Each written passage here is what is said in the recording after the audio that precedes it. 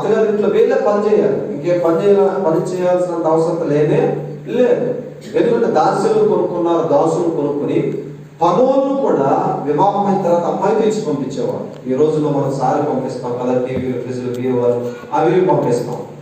అలా మనం మన అమ్మాయితో 10 లక్షలు పంపుతామా? పంపలేము.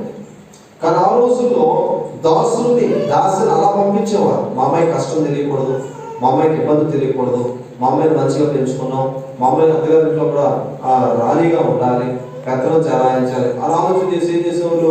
పనులు ఇచ్చి పంపించేవారు. ఆ రోజుల్లో పనులు ఇచ్చి పంపించేవారు. ఈ రోజుల్లో కూడా ఈ సిస్టమ్ అంతా భలే ఉండేది కదా. చాలా మంది పంపించుకున్నారు. చాలా మంది సమాజంలోకి వస్తాయి కదా, పని పాట నేర్పకుండా, భక్తి ఏమి నేర్పకుండా, ఇష్టానుసారంగా పిల్లలు ఆడపిల్లలు పెంచడం, ఏది రీతి అది ఇవ్వటం కదా.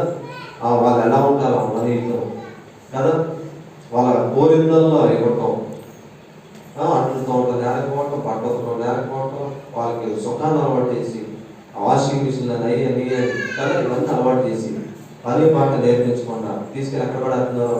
అత్తగారింట్లో పడాలి.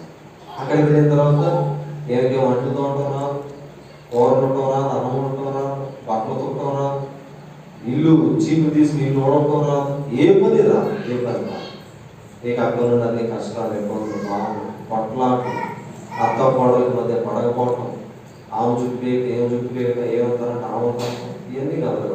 ఇవన్నీ ఎందుకు వస్తానంటే ఏమో సరైన రీతిలో ఒక పని నేర్పించకపోవడం కదా, సరైన రీతిలో పెంచకపోవడం, సరైన విధానంలో చూసుకోకపోవడం.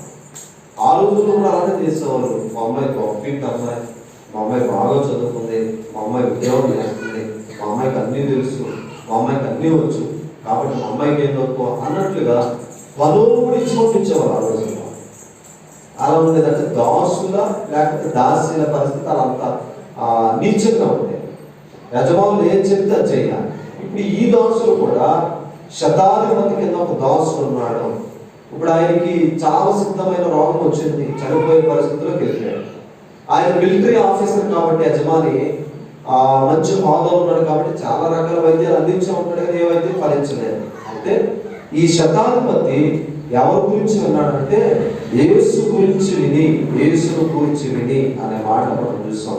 ప్రియుడైన దాసుడు ఒకడు రోగి అని చాలా సిద్ధమైన శతాధిపతి యేసును గూర్చి విని, ఎవరిని గూర్చి విన్నాడంట? యేసును గూర్చి విని, యేసును గూర్చిన వార్త, యేసును గూర్చిన మాటలు, యేసును గూర్చిన ధ్యానం మనలో ఉండాలి. యేసును గూర్చి విన్నాడు. ఎవరైనా అన్యుడుగా ఉన్న